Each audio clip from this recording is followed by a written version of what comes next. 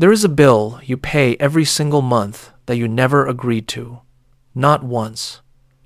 Nobody sat you down at a table, slid a contract across the wood, and asked you to sign. Nobody explained the terms.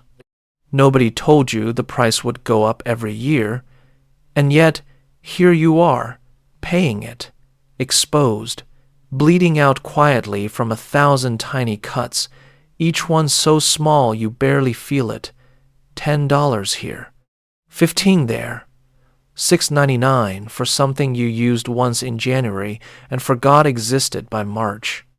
If I told you there was a time in human history when the very idea of paying for something forever, with no end date, would have gotten a merchant run out of town, you would probably think I was making it up. But I am not. That world existed. And the story of how it was destroyed, how it was replaced by the world you live in now, is one of the darkest and most profitable schemes ever engineered. This is that story. Let me paint you a picture. It is a Wednesday night, could be any Wednesday. You are sitting on your couch after a long day.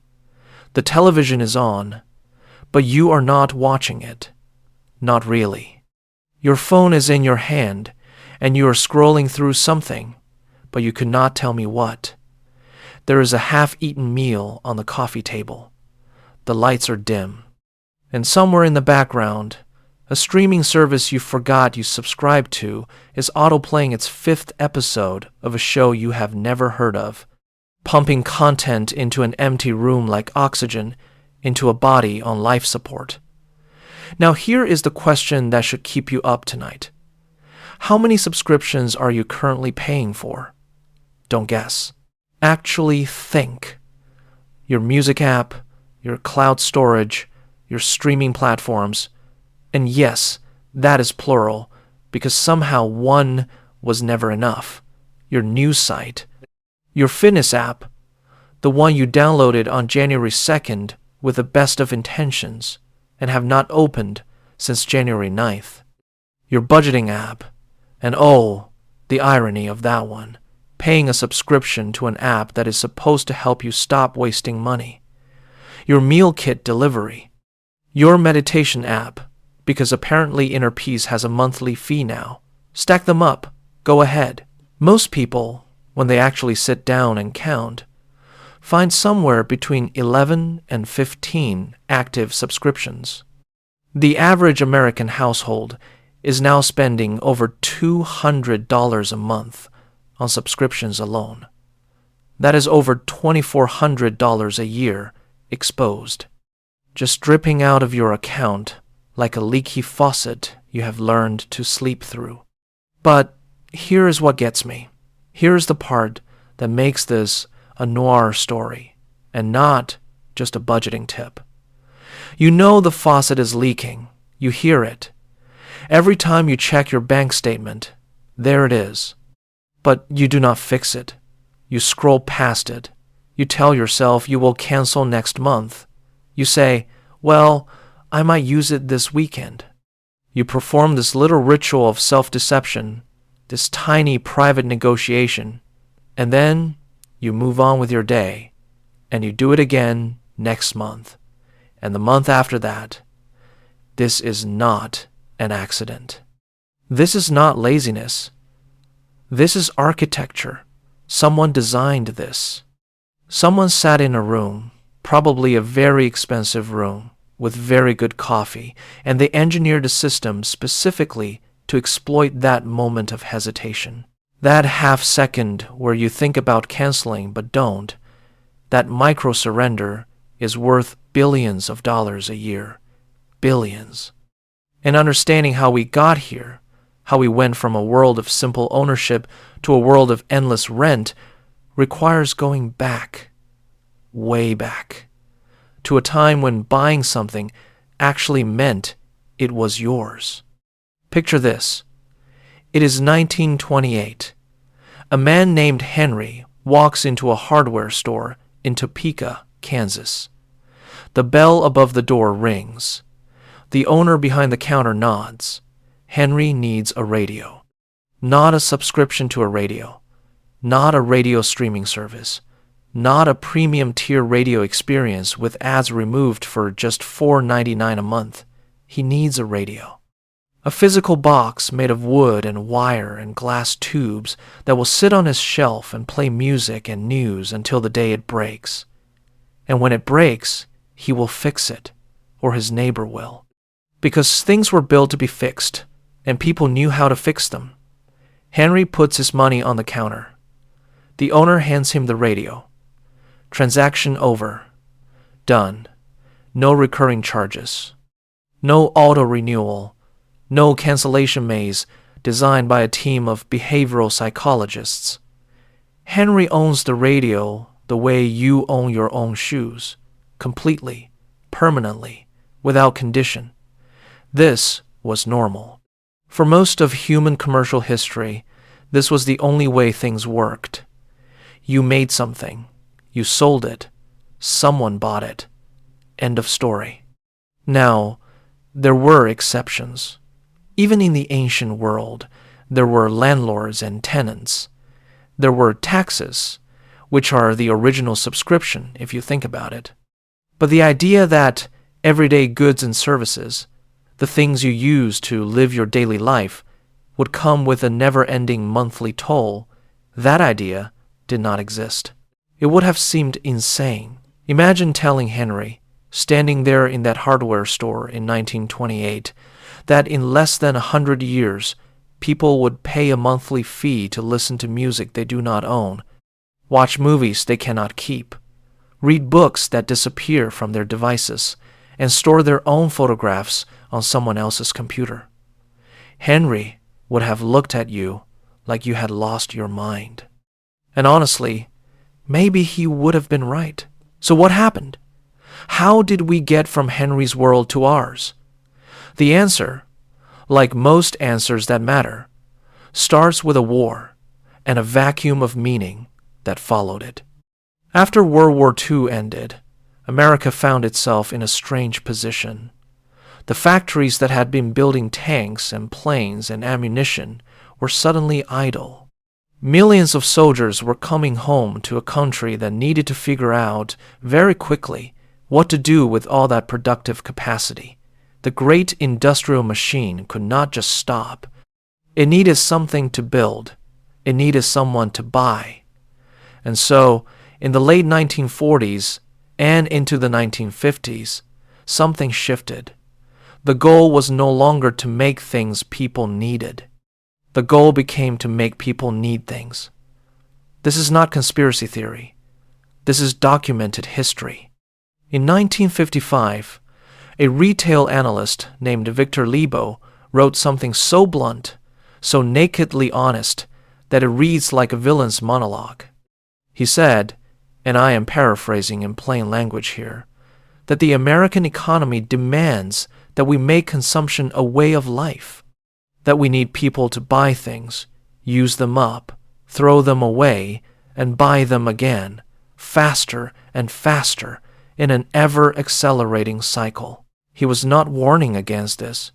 He was prescribing it.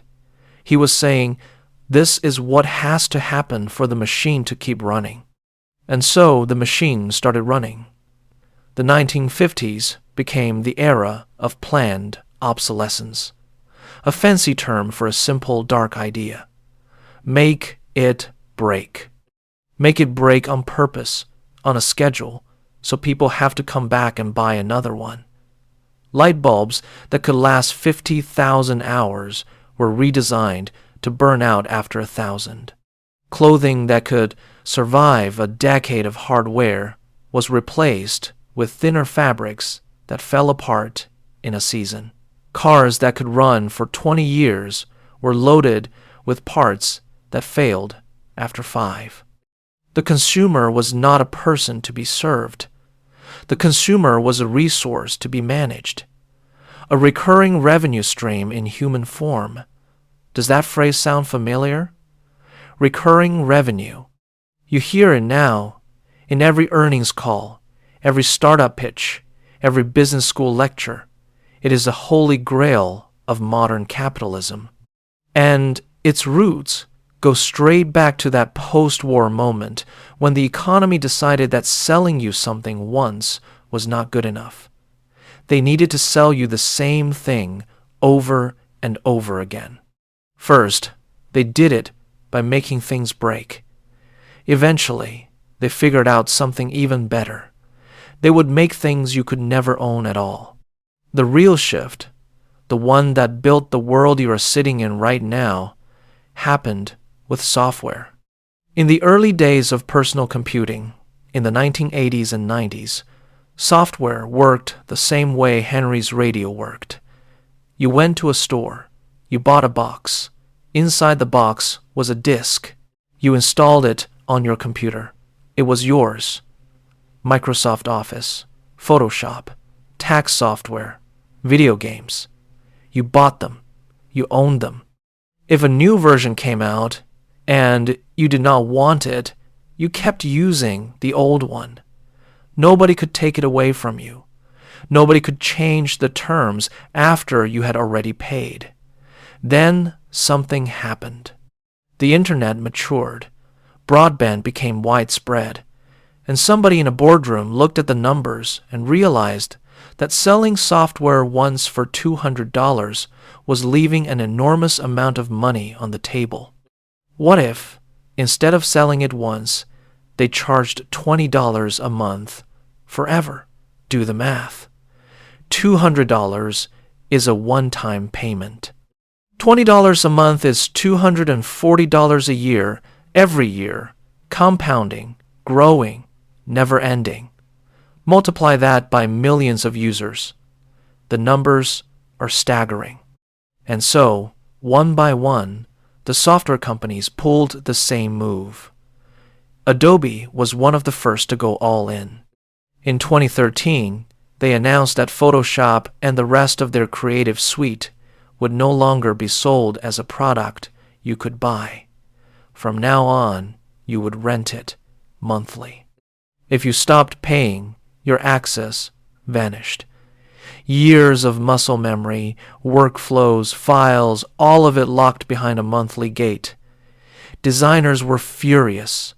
Artists protested, and it did not matter. Not even a little. Because within 2 years, Adobe's revenue skyrocketed. Wall Street loved it. The stock price climbed. Other companies watched and took notes.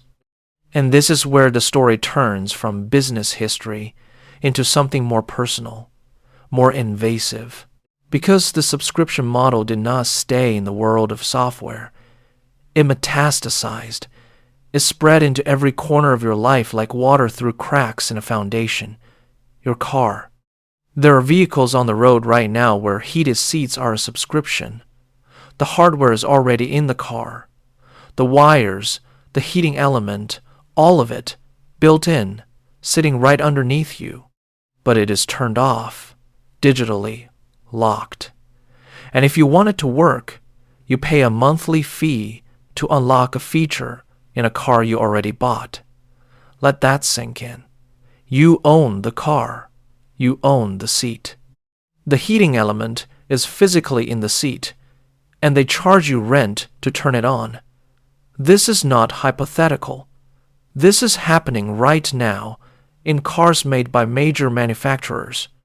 Your home, smart doorbells that require a monthly subscription to store video footage, printers that stop working if you cancel the ink subscription, even if there is ink in the cartridge, fitness equipment that becomes a very expensive coat rack if you stop paying the monthly service fee, even your food, meal kit subscriptions that are engineered to be easy to start and maddening to cancel, coffee subscriptions, snack subscriptions, vitamin subscriptions.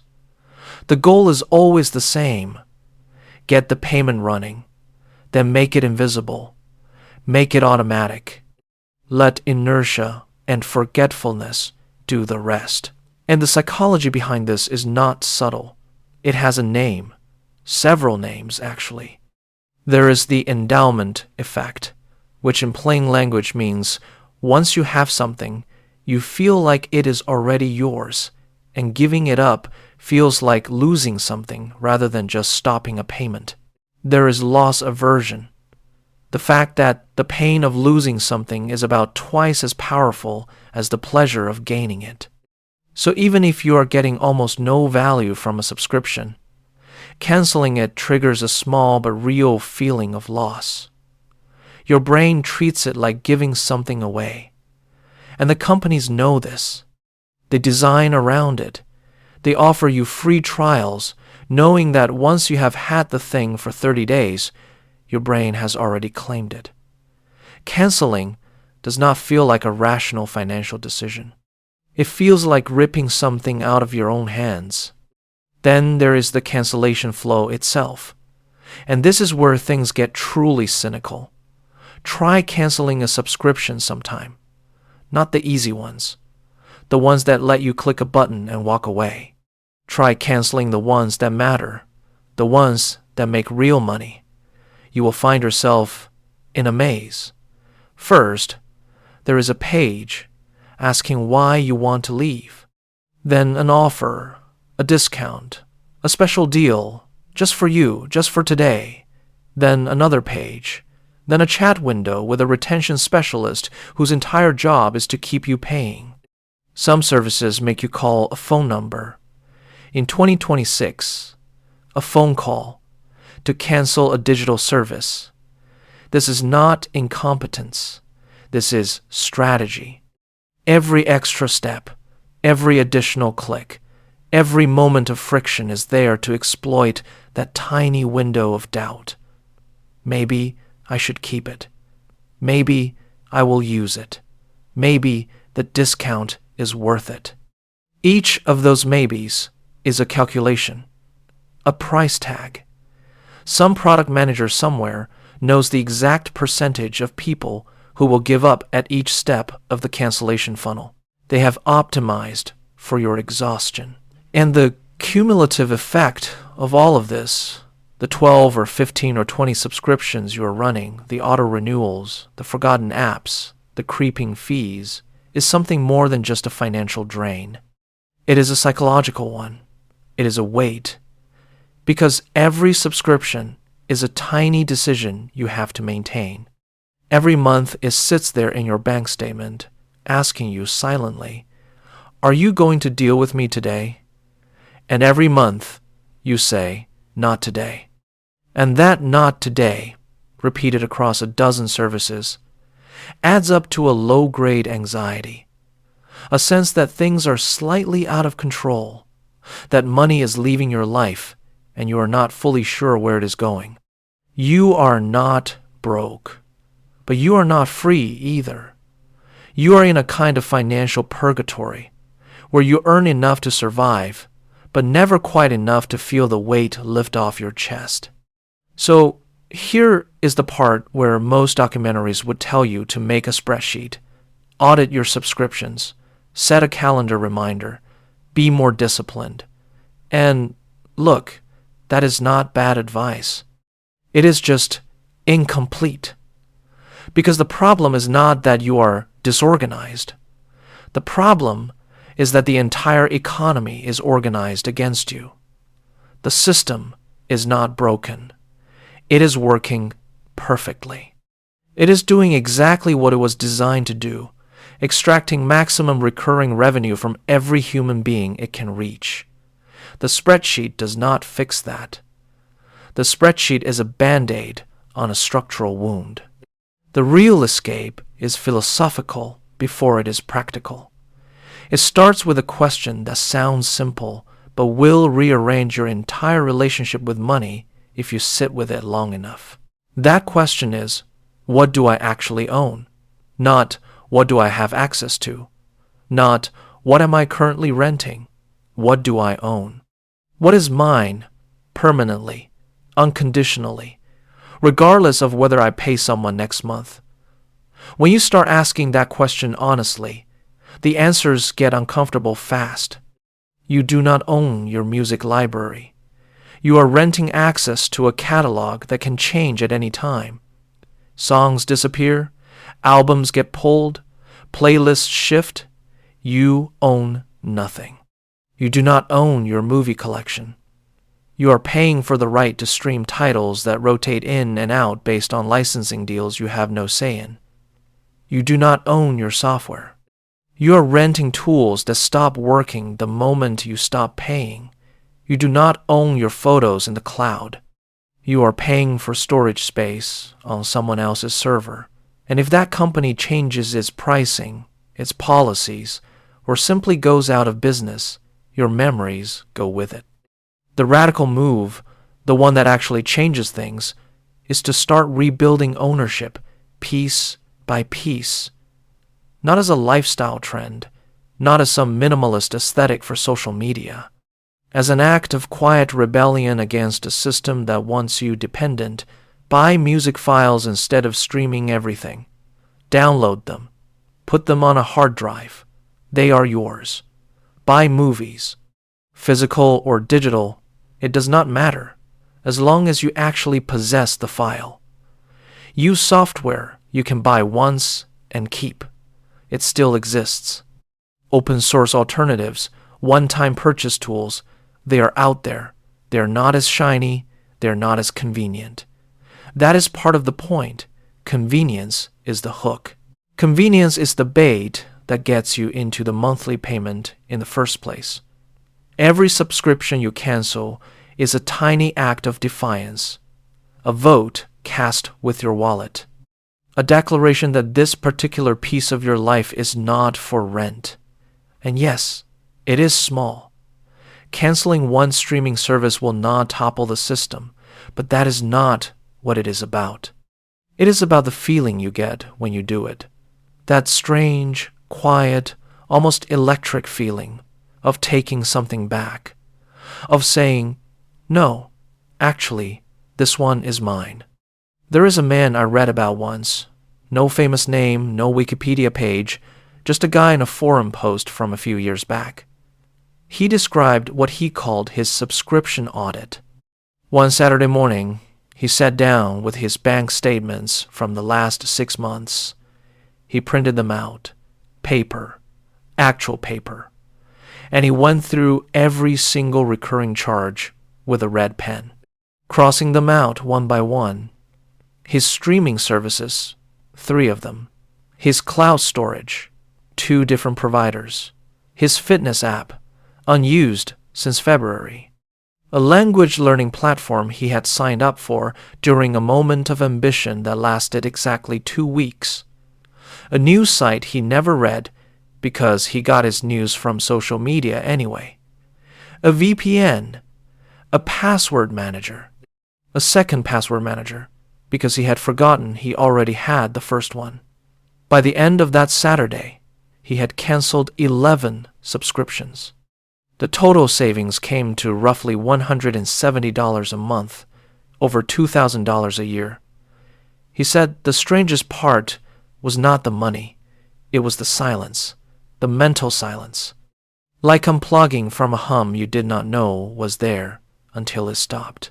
That background noise of obligation, of things pulling at you, of tiny debts accumulating, it just went quiet. And in that quiet, he said he felt something he had not felt in years. He felt like his money was his own again, not spoken for, not pre-committed, not automatically routed to 12 different companies before he even woke up on the first of the month. Just his. Sitting in his account, waiting for him to decide what to do with it. This is what freedom sounds like in the 21st century. It does not sound like a roaring crowd or a flag waving in the wind. It sounds like the absence of a charge. A line item that used to be there and is not anymore. It sounds like opening your bank statement and seeing less leaving, not because you earned more, but because you demanded less from yourself. Because you refuse to participate in the quiet extraction that everyone else has accepted as normal. The trap works because everyone is in it. Because it feels inevitable. Because when everyone around you is subscribed to everything, opting out feels strange, feels like you are missing out, feels like you are falling behind. But here is the truth. that no earnings call will ever tell you. The companies need you more than you need them. Every single one of them. They are terrified of that Saturday morning. They are terrified of the red pen and the printed bank statements. Their entire business model is built on the assumption that you will not do it, that you will keep scrolling past, that you will keep saying not today, that the friction they designed into the cancellation process will hold, that your inertia will be stronger than your will.